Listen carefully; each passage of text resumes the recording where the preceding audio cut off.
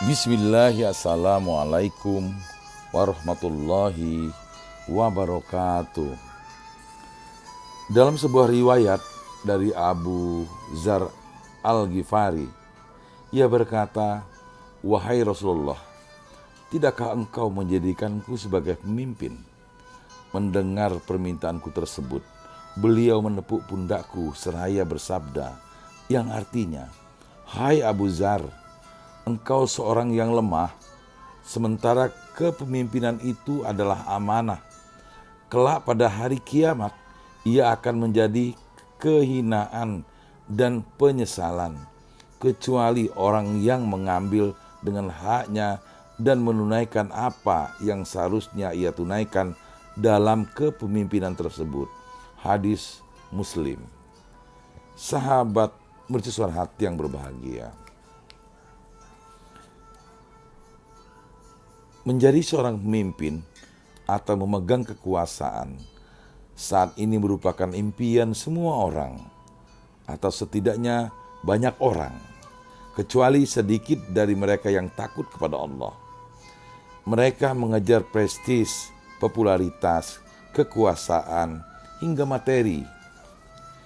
Sungguh benar sabda Rasulullah SAW ketika beliau menyampaikan hadis yang diriwayatkan dari Abu Hurairah yang artinya, "Sesungguhnya kalian akan sangat berambisi terhadap kepemimpinan, padahal kelak di hari kiamat ia akan menjadi penyesalan."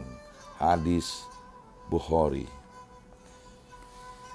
Bagaimana tidak, dengan menjadi seorang pemimpin memudahkan seseorang untuk memenuhi tuntutan hawa nafsu berupa kepopuleran, penghormatan dari orang lain, kedudukan atau status sosial yang tinggi di mata orang, menyombongkan diri di hadapan mereka, memerintah dan menguasai kekayaan, kemewahan, serta kemegahan.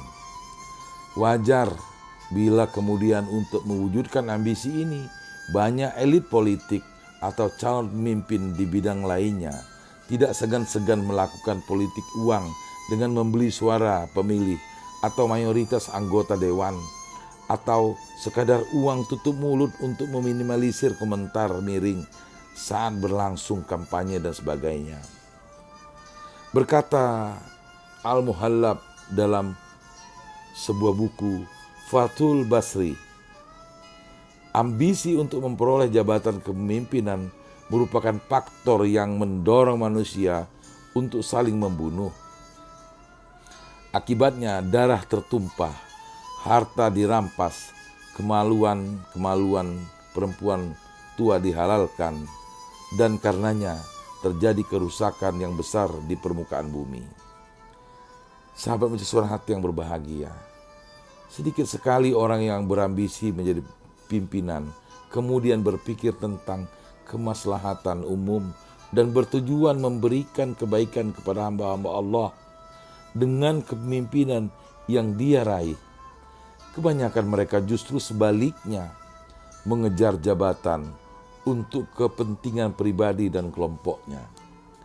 Betapa rakus dan semangatnya orang-orang yang menginginkan jabatan ini, sehingga Rasulullah SAW menggambarkan kerakusan terhadap jabatan lebih berbahaya daripada 2 ekor serigala yang kelaparan, lalu dilepas di tengah segerombolan kambing. Beliau bersabda yang artinya, 2 serigala lapar dilepas di tengah sekawanan kambing tidak lebih merusak mereka daripada daya rusak ambisi seseorang kepada harta dan kemegahan terhadap agamanya. Hadis Ahmad dan Tirmizi. Sahabat mercusuar hati yang berbahagia, kepemimpinan adalah amanah, sehingga orang yang menjadi pemimpin berarti tengah memikul amanah. Tentunya amanah harus ditunaikan sebagaimana mestinya. Dengan demikian, tugas menjadi pemimpin itu berat, sehingga sepantasnya yang mengembannya adalah orang yang cakap di bidangnya. Karena itu, Rasulullah SAW melarang orang yang tidak cakap untuk memangku jabatan, karena ia tidak akan mampu mengemban tugas tersebut dengan semestinya. Rasulullah SAW juga bersabda yang artinya, apabila amanah telah disia-siakan, maka nantikanlah tibanya hari kiamat. Ada yang bertanya, wahai Rasulullah, apa yang dimaksud dengan menyia-nyiakan amanah? Beliau menjawab, apabila perkara itu diserahkan kepada selain ahlinya, maka nantikanlah tiba hari kiamat. Hadis Bukhari.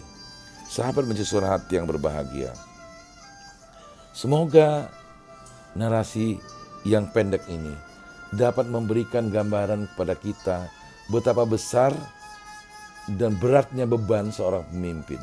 Oleh karenanya, bagi saudara-saudaraku yang sedang memimpin saat ini, ingatlah, kita akan ditagih pertanggungjawaban kita di akhirat kelak. Terlalu berat kalau kita tidak bertanggung jawab. Di dunia itu sementara, pertanggungjawaban di akhirat lebih berat.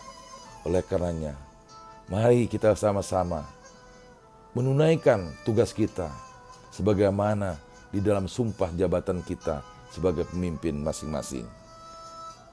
Sahabat Mencuri Hati yang berbahagia, semoga saja narasi ini memberikan manfaat kepada kita semua, sehingga kita menjadi mimpin yang lebih baik ke depan. Lebih dan kurang mohon maaf. Billahi taufik wal hidayah. Wassalamualaikum warahmatullahi wabarakatuh.